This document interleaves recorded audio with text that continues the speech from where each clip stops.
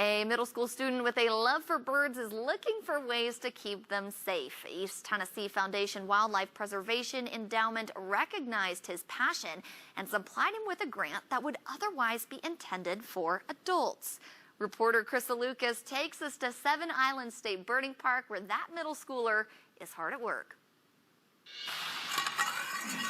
Beautiful. While some other 13-year-olds play video games, this one is working to help birds survive, and he's learning how to share his passion. The new generation isn't going to know as much about animals, and it's going to be hard to protect them if people don't know as much about them. Jonah Wood has been working on replacing the old bird boxes in Knox County with new recycled plastic boxes. I want to help them, not hurt themselves and have, bird boxes that are, better and more protected when there's weather so they don't fall over and, hurt the birds inside.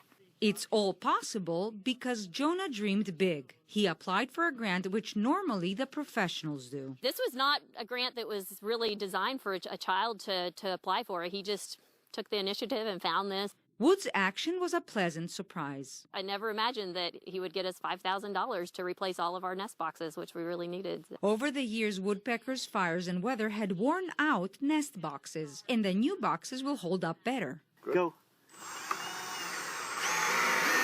We're going with this cylinder style instead. These tend to be better predator guards, and they're just going to last longer. Wood says he will continue to protect birds even after the installation is completed. I think my favorite thing is how they're free and they can fly. This is his vision for the future. We're going to see probably more healthy birds and more birds come here.